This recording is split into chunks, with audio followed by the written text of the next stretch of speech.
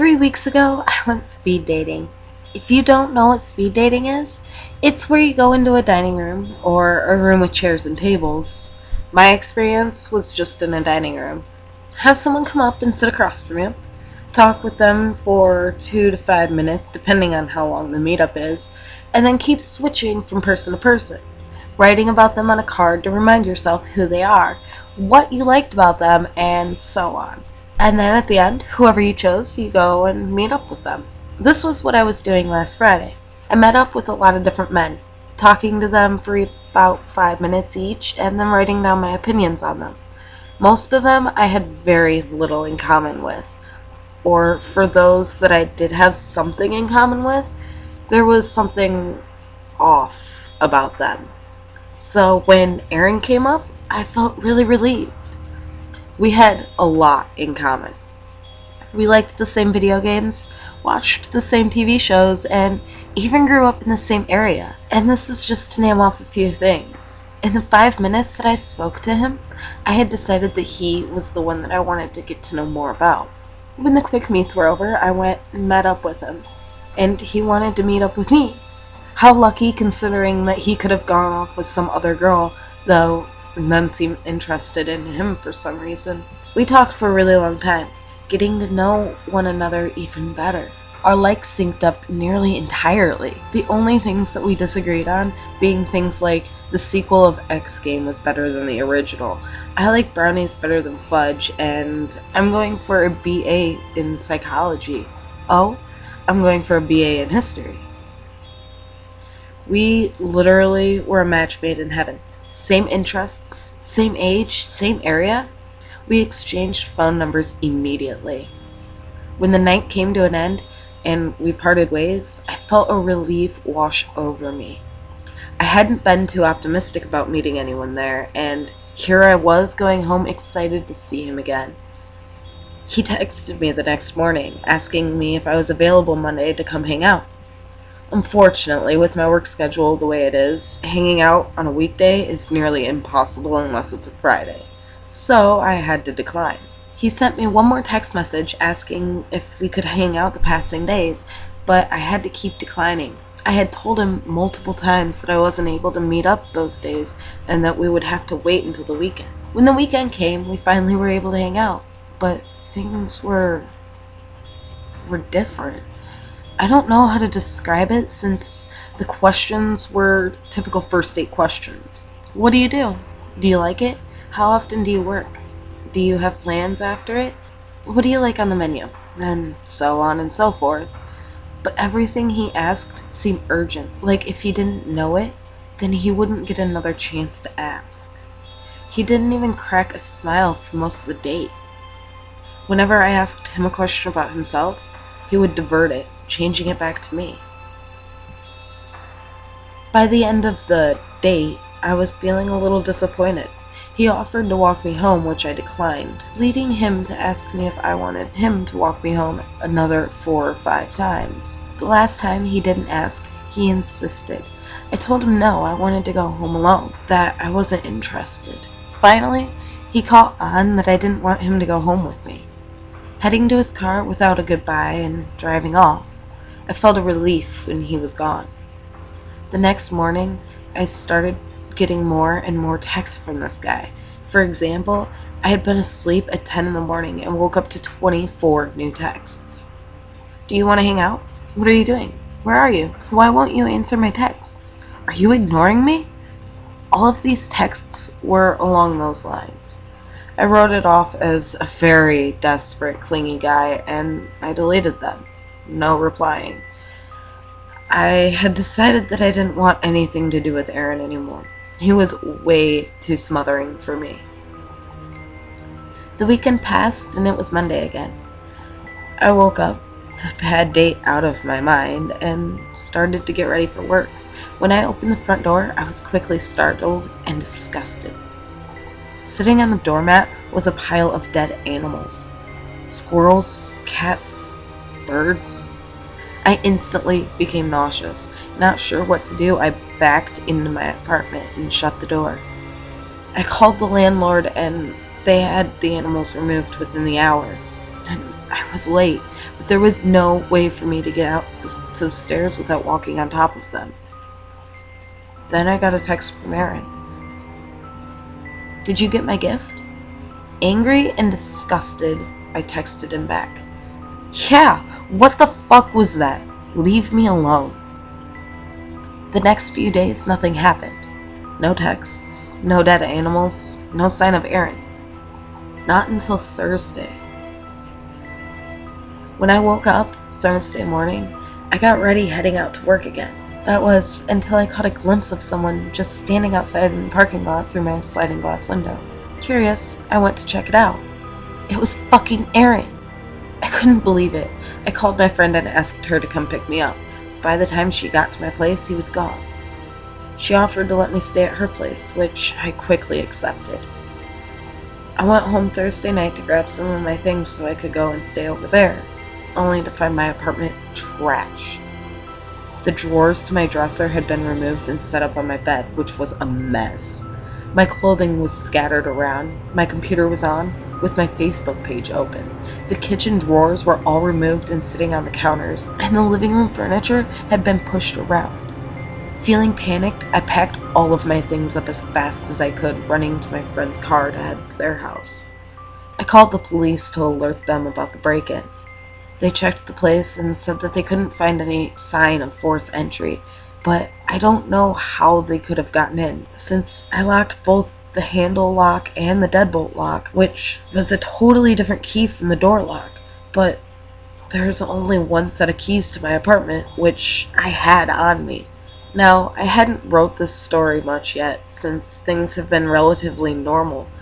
I hadn't been thinking about things too much since I had been so busy with work, but what had prompted me to say anything was what happened yesterday.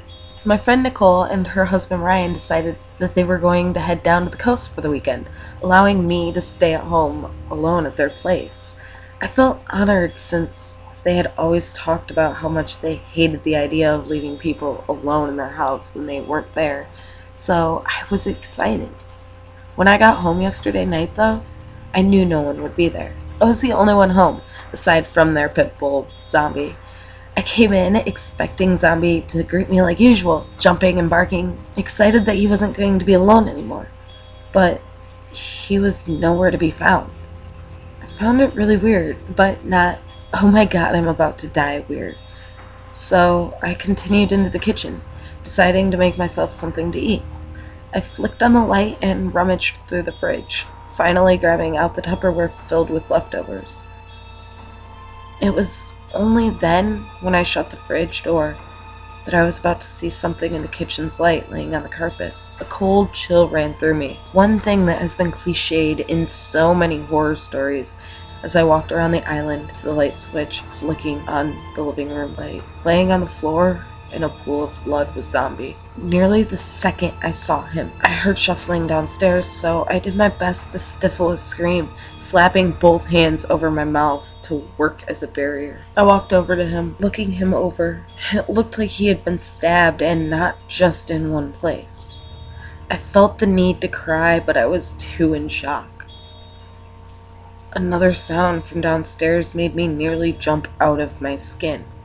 I looked around, running over and flipping the living room light off. Then I headed over to do the same to the kitchen light, only to see my purse missing. I had set it down on the island when I got home, but now, in the few minutes that this had all been happening, it was gone. I returned my hand to my mouth, but continued over to the light, turning it on. I stood there in silence for a really long time, hearing the sounds downstairs more clearly than I ever had before. Pacing. There was something definitely down there. Without thinking, I went and grabbed my phone out of my pocket. 4 new text messages from Aaron. "Why aren't you home?" "Oh, you're at Nicole's place. I'm here when you are. I left you a gift." I was definitely freaking out at this point. He had been in here. I looked over to Zombie, remembering the animals that he had left outside my apartment door. My phone vibrated in my hand. Another new text message from Aaron. "I see you." I audibly gasped, running to the door, not looking anywhere but at the door. I felt myself falling before I felt the hand around my ankle. My whole body crashed loudly into the hardwood floor. I tried to claw away, but the hand was firm on my ankle. I felt myself being lifted and drug away. I kicked with the other leg, screaming by this point, trying to get anyone's attention, but I knew full well that there was no one here to hear me. I kicked with my other leg as violently as I could, my heel finally colliding with the arm that had a hold of me. I heard a grunt at the impact of the grip on my ankle. It loosened. I kicked more violently, and eventually I was able to get my leg free. I scrambled to the door, pushing it open and running. I kicked off my heels and kept running. I could hear the hard footsteps behind me, but I didn't turn around. I ran until I reached another house with the lights on. I banged on the doors, rang the doorbell as much as I could. A woman came to the door. I was crying at this point, so I'm sure I didn't make much sense in whatever I said, but she let me in. She shut the door behind me and let me use her phone. I called the police immediately. They arrived in no time, taking notes of everything they saw. I gave them my story, and they offered to patrol the neighborhood hourly for me.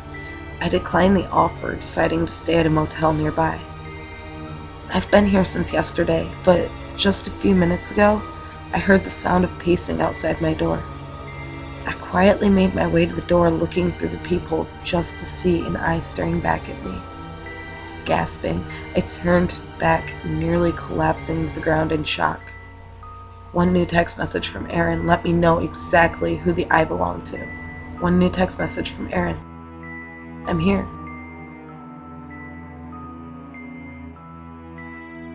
After I got the creepy-ass text message from Aaron, I called the cops again, adding more onto my previous claim. They searched the motel, but they didn't find any traces of him, and he didn't seem to have rented any rooms.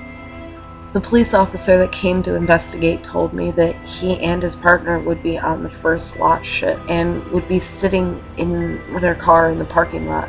He assured me that they would keep an eye out for Aaron. The rest of the night, I didn't have any more scares from Aaron, so I was able to get some sleep around 3 o'clock in the morning. When I woke up, I opened the door and peeked down either side of the hallway just in case. Then I went to talk to the officers that were waiting outside to see if they could watch my apartment too, since I needed to get a change of clothes along other things. They said they would, so we continued to my apartment. When I got into my apartment, I found it clean and spotless, even though when I had left it, it had still been trashed. All of the doors were closed, and my bedroom door, the bathroom door, and the hall closet door were closed, all leaving a sense of mystery and terror behind them. I felt a cold chill again as I looked back out the front door, making sure that the police officers were still parked in the parking lot before continuing. Immediately, I grabbed a knife from the knife block, proceeding throughout the house. If Aaron decided that he was going to jump out and try anything, he sure as shit wouldn't be getting away with any of this. Cautiously, I proceeded to my room. I couldn't not notice the message he had left me on the left wall. I love you was scratched into the paint, nearly reaching the fiberglass. My first thought was fear. My second worry about having to pay for the damage. Knowing that he could come in and out of my apartment whenever he pleased, I hurried, wasting no time to grab out all of the belongings I would need. I already had my laptop and my phone, so primarily I just needed clothing and toiletries. Finished with my bedroom, having grabbed enough clothing for a good month of away time, I headed back to the bathroom. Panic swelled in my chest immediately upon flicking on the fluorescent light. My bathroom is very small, like the size of a walk-in closet with a toilet and a small cupboard above it, a sink and a shower bath, if the bath part can even be considered that. I would always keep the fish-decorated curtain open, but now it was closed. In front of it was one of my white bath towels, tie-dyed red. My heartbeat quickened, but I found a morbid curiosity in what could be hidden behind the curtain. Slowly, I set my overnight bag down before stepping up to the curtain. I reached out, shakily pulling the curtain back with the knife to peek in. Nothing. The bathtub was empty. I continued to look in it for a few more seconds, making sure that I wasn't missing anything, like a finger or a toe, before turning around, cautiously proceeding to pack up my soaps and whatnot. As I was zipping up my bag, my phone vibrated. One new text message from Aaron. "You look nice. I want to hold you." I looked around myself, chest tightening in fear. My eyes stopped on the closet, standing there for a few seconds, keeping the knife out in front of myself, afraid that he would jump out somewhere at any second. I threw the bag over my shoulder and ran out of the apartment. I hurried to the police car, telling them that I thought he was in there. They told me to wait outside, agreed to go check it out. I stood in front of the patrol car, barely able to watch them from the porch window. They went into the living room, to the bedroom, then to the closet. I watched them open it, ready for them to jump him, but they just looked in before closing it behind them. He wasn't there. Sheer terror flowed through me upon realization. I was watching them from the window. You could see what was going on in my apartment from the window. I spun around, looking all around me. I couldn't see anything other than the cars parked in front of the apartments. I looked up, watching the curtains move in the window of the apartment just across from mine. I stared, watching them, the police now behind me, but I hadn't heard them come down the stairs. One patted me lightly on the shoulder, letting me know that they hadn't found anything, that there was nobody there. I could only nod. I didn't have any proof that the person was in the apartment across the street from mine was Aaron. Nothing but gut intuition. Buzz, buzz. One new text message from Aaron. "I need you." Later that afternoon, 2 police officers came to my door asking me again for my statement. I was a little confused why they would need it again, but willingly I gave it to them. Anything to help them potentially throw him behind bars. One took notes, the other seemed to be reading something. They exchanged silent looks with one another before informing me of what they knew. According to them, I'm not the only one who has been having trouble with this Aaron guy, though for other people, he has been going by other names: Adam, Eric, Jeremy. I found it hard to swallow upon receiving this information. They suggested that I stayed in a hotel closer to the police station just in case. I agreed, and I canceled my stay in the motel that I had been staying in, moving over to one much closer to protection. That night, after going out and getting some things to eat, or things that I could make in the hotel, I finally was able to sit down, doing my best to relax. 4 new text messages from Aaron. "Why won't you reply to my messages? You're so sexy when you're scared. Anna, come see me. Are we going to somewhere new?" I told the police the messages I had been receiving, and they told me that they'd stay watch for the whole night to make sure that nobody tried to come in. Despite this, I wasn't able to fall asleep. I was too freaked out. I stayed up all night. So far today, I've only received one other message from him, but it's enough to keep me continuously wired with fear.